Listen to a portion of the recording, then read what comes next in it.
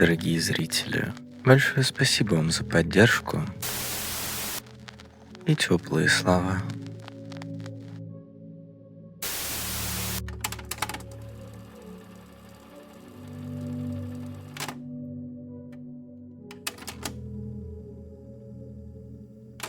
Не помню точно, когда это началось, но было мне лет 6, наверное.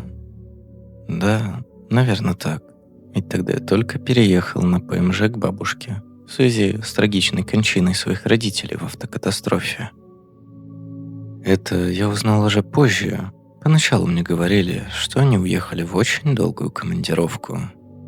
Ну, да не об этом рассказ. Когда я стал жить у бабушки, мир заиграл абсолютно другими красками. Мне, городскому мальчишке, пришлось привыкать к суровому сельскому быту. Подъем в 5 утра, уход за скотиной, огородом и прочие прелести, которым меня обучала бабушка.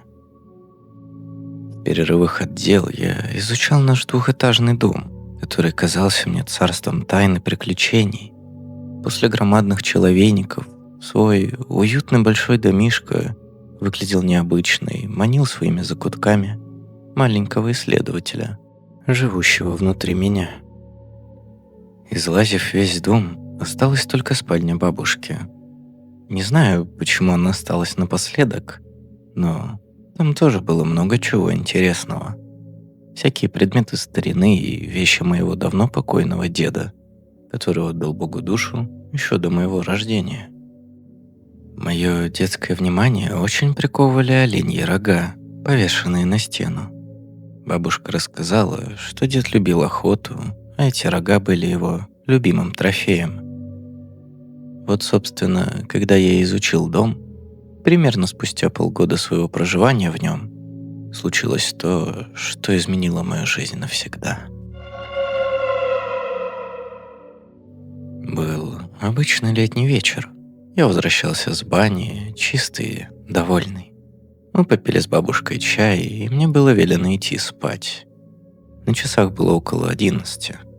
Уже стемнело, я был сыт, доволен, и после бани меня очень сильно клонило в сон. Поэтому, недолго собираясь, я лег спать и уснул сразу же, как голова коснулась подушки. Не знаю, сколько проспал, но из сна меня выдернули постукивание в окно. Я встал и подошел к нему. Ну и тьма. Днем обычно открывался вид на поле и лес, а сейчас видимость была 5 метров от дома. Может, небо затянули тучи? Ну, наверное, так. Да, поднялся ветер, и мне в окно что-то прилетело. Закончив построение логической цепочки, я вернулся на кровать, свернулся клубочком и попробовал уснуть. Но и в этот раз не вышло. Вскоре загадочное цок-цок опять повторилось. Уже не вставая с кровати, я бросил взгляд на окно. Пусто. Как я только не пытался заснуть. Закрывал уши подушкой, ворочался из стороны в сторону. Но мне ничего не помогало. Периодические постукивания по окну не давали мне уснуть. Иногда я со злобой бросал взгляд на окно, но причину шума все не было видно. Казалось, какая-то надоедливая птица специально не дает мне спать, и когда видит, что я проваливаюсь в сон, стремглав мчится биться клювом о стекло. Эта мысль успокоила и рассмешила меня. Я опять повернулся в сторону окна.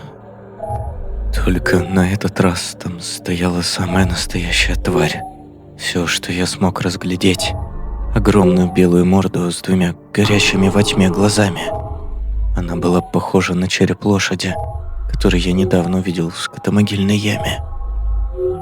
Существо подняло свою руку с невероятно длинными когтистыми пальцами, оттопырило один и постучало им по стеклу.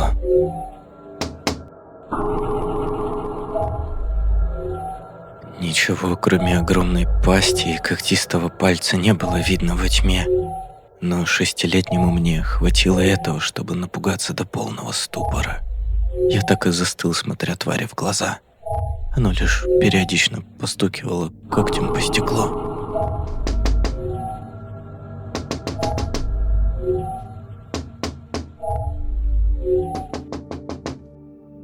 знаю, сколько времени прошло, когда разум вернулся ко мне. Я сидел в слезах и трясся. Но ничего не происходило. Лошадиный череп так и стоял за окном, иногда постукивая. Я обтер слезы об махрушку. Единственное, до чего мой детский мозг додумался в тот момент — побежать к бабушке и все ей рассказать. Когда я только начал вставать с кровати, лошадиный череп использовал новую эмоцию. Приложил костлявый палец к своей пасти. Кстати, все это время он непрерывно смотрел на меня, следя за моими движениями взглядом. Я не стал слушать непонятное существо и побежал жаловаться бабушке. Оказалось, прошло только 2 часа. Бабуля еще сидела на кухне и смотрела телевизор. Увидев заплаканного меня, она распереживалась. Кое-как я смог ей объяснить, что вызвало у меня такую истерику. Мы пошли в мою комнату, но, естественно, существа уже не было за окном. Бабушка у меня суеверная, поэтому она не стала сомневаться в моих словах. Но и нельзя сказать, что с охотой поверила. Вновь отведя меня на кухню, бабушка сделала мне чай с мятой, а сама же крестила меня со свечкой в руке, читая «Отче наш». Когда я вернулся в комнату, занавесил окно и уснул, уже без приключений. Такое была моя первая встреча с лошадиным черепом. Почему первая? С тех пор он иногда приходил к моему окну и стучал в него. Как правило, оно выбирало самые темные ночи, и в них оно по-прежнему просто постукивало мне в окно. Интересно, почему оно никогда не ломилось в дом и не пыталось войти силой? Просто стояло и мерно постукивало в старое протрухшее окно. Надеюсь, оно никогда не попробует. Я пытался бороться с ним, ставил на подоконник иконки, поливал окно святой водой. Когда же оно начинало постукивание, я накрывался головой с одеялом и вырубался. На утро же находил иконку где угодно, но только не на подоконнике, куда я ставил ее каждый день. Спустя пару лет ничего не изменилось. Я все так же спал, опасаясь услышать ночью цок-цок. Но за эти пару лет у меня появилась привычка открывать шторы с утра и занавешивать их перед сном. И был тогда вроде самый незаурядный день и такой же вечер. Я по обыкновению занавесил шторы и улегся спать. Но на удивление проснулся не от осточертевшего мне стука, а от чувства тревоги. Что-то не то. Я встал с кровати и решил пойти на кухню, попить воды. Кухня была после комнаты бабушки, около которой я остановился.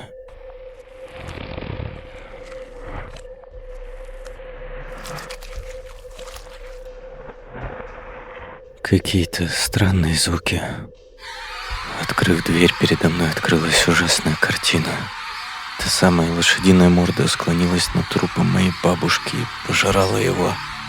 Существо было невероятно высоким, но при этом худым. Оно сложилось чуть ли не пополам, чтобы достать до тела. Головы у тела моей бабушки не было. Она висела на одном из оленьих рогов.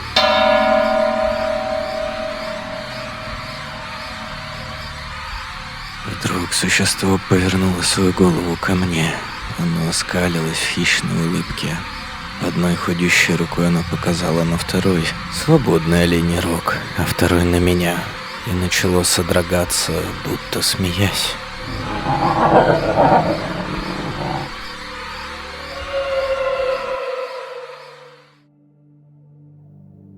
Я проснулся. Это был всего лишь сон. И выбежал из комнаты и проверил бабулю. Та мирно сопела в своей комнате. Вернувшись в свою спальню, я собрал мокрое постельное и понес стирать. Да, уж очень сильно я тогда испугался своих снов. Шли годы, ничего не менялось, постукивания продолжались. Подобные кошмары снились крайне редко, но все же были. И вот мне стукнуло 15. Я закончил школу, поступил в техникум в другом городе и оставил дом, который стал мне уже столь родным. Там, в общаге, с соседями по комнате и учебой, я быстро забыл о лошадином черепе за окном. Прошли года. Я закончил техникум и сходил в армию. Пришло время возвращаться в родной дом к бабушке. Она была уже старенькая, но держалась бодро. Когда я дембельнулся, по приезде меня ждал настоящий пир и затопленная банька. Мы поговорили, я сходил в баню и вышел до полуночи, ведь это время банщика. Бабуля даже в моей комнате прибралась. Я так устал и расслабился в бане, что заснул сразу, как голова коснулась подушки. Этот звук. Я так и остался лежать, скованный ужасом. То самое чувство. Воспоминания из детства.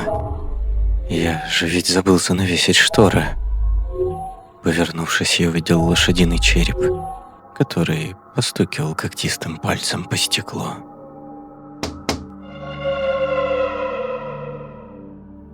С утра я, не выспавшийся, решил поговорить с бабушкой. Аккуратно завел тему про странного ночного гостя. Бабушка сказала, что помнит мои переживания из детства, но она ни разу не видела и не слышала его. Может, оно ходит только к моему окну?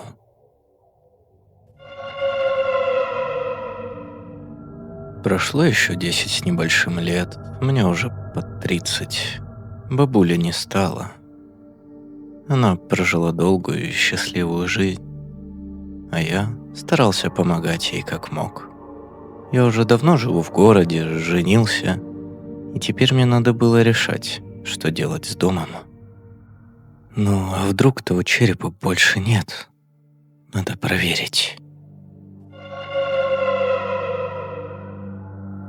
Я также лег спать в своей комнате, и ближе к 12 увидел знакомую морду за окном. А чуть позже и такой пугающий цок-цок. На этот раз я перешел спать в некогда бабушкину комнату, и действительно, тварь не перешла за мной, поэтому я смог спокойно уснуть.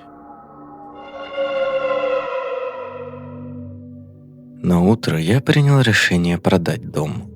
Покупатель нашелся быстро, мужичок лет под 50.